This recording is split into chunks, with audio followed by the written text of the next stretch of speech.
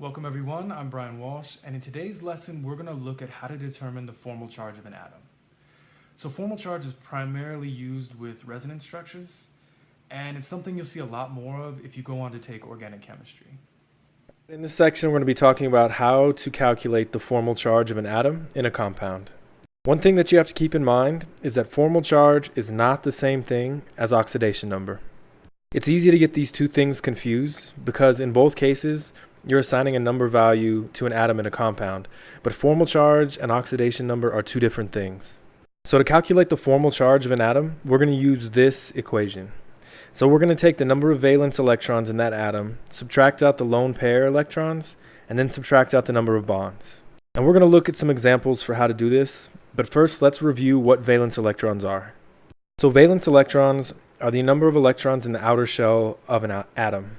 And we can find out how many valence electrons an atom has by looking at its group number. So if we look at group 1A, everything in this group has one valence electron. Everything in group 2A has two valence, 3A has 3, 4A has 4, and so on up until 8. This rule, however, is not true for the transition metals.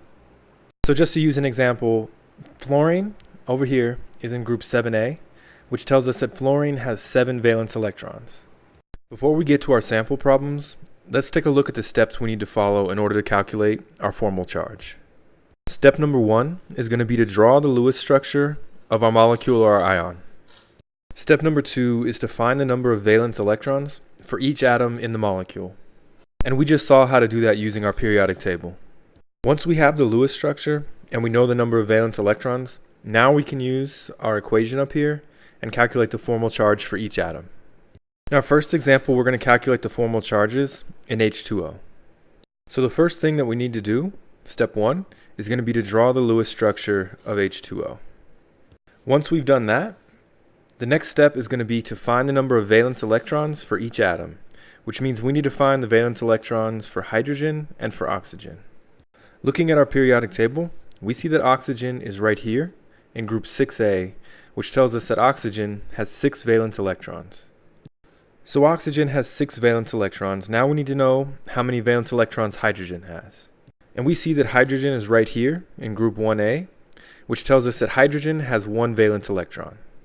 So now we have our Lewis structure, and we know our valence electrons, which means we have everything we need to go ahead and calculate our formal charge. We're going to start by calculating the formal charge of our oxygen right here. So we start with our number of valence electrons, and we see that oxygen has 6 valence electrons. Next, we need to subtract the number of lone pair electrons. And when we look at our Lewis structure here, we can see that oxygen has 1, 2, 3, 4 lone pair electrons. Finally, we're going to subtract the number of bonds attached to the atom. So we can see here that this oxygen has 2 bonds attached to it. So what we have is 6 valence electrons minus 4 lone pair electrons minus 2 bonds, which tells us that the formal charge for this oxygen is 0.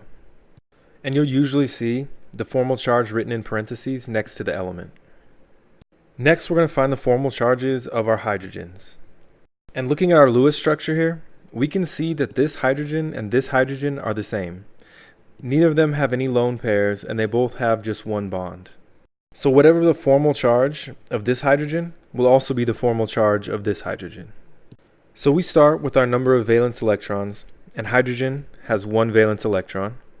We subtract the number of lone pair electrons, and there's no lone pair electrons on here. Finally, we subtract the number of bonds, and we see that we have 1 bond here. So we do 1 minus 0 minus 1, and we find that both of our hydrogens here have a formal charge of 0. And again, once we've calculated our formal charge, we can go ahead and write it in parentheses next to the element here. Before we get to our next example, it's important to remember that formal charges must add up to the overall charge of the molecule or ion. In our previous example, we looked at H2O, which has no overall charge. Because H2O has no charge, that tells us that the formal charges for each of the atoms has to add up to 0, and we can see that they do. In this next example, we're going to calculate the formal charges for the atoms in the carbonate ion. So our first step is going to be to draw the Lewis structure of our carbonate ion. This is one of the 3 possible resonance structures for the carbonate ion, and I've labeled each of the oxygens. So this is oxygen A, this is oxygen B, and this is oxygen C. Remember that whenever you draw a Lewis structure for an ion, you're going to put the structure in brackets, and then you're going to put the charge of the ion in the top right corner. Now that we have our Lewis structure, the next step is going to be to find the number of valence electrons for each atom. So we're going to find the number of valence electrons for carbon and for oxygen. So we'll start by finding the number of valence electrons for carbon. Looking at our periodic table, we can see that carbon is in group 4A, which tells us that carbon has 4 valence electrons. Next, we're going to find the valence electrons for oxygen. And we see that oxygen is right here in group 6A, which tells us that oxygen has 6 valence electrons. Now that we have our Lewis structure and we know our number of valence electrons, we can go ahead and calculate formal charge. Remember that our equation for formal charge is number of valence electrons minus number of lone pair electrons minus number of bonds. So we'll start by calculating the formal charge of carbon. We know that carbon has 4 valence electrons. And looking at our Lewis structure, we can see that carbon has no lone pairs around it. We can also see that it has 1, 2, 3, 4 bonds. So we have 4 valence electrons minus 0 lone pair electrons minus 4 bonds, which tells us that the formal charge of our carbon is 0. Now let's calculate the formal charge of our oxygen A. Oxygen has 6 valence electrons. And looking at our Lewis structure here, we can see that it has 1, 2, 3, 4 lone pair electrons and 1, 2 bonds. So we have 6 valence electrons minus 4 lone pair electrons minus 2 bonds, which tells us that the formal charge on oxygen A is also 0. Now we're going to look at oxygen B and oxygen C.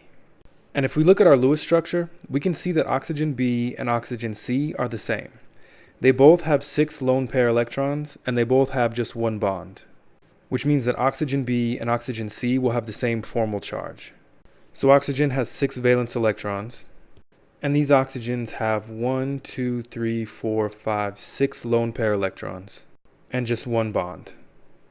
So we do 6 valence minus 6 lone pair minus 1 bond, and we find that oxygen B and oxygen C both have a formal charge of minus 1. And if we add up all of our formal charges, what we get is minus 2. If you have any questions about anything, or if you have any feedback that you'd like to give me, please leave me a message.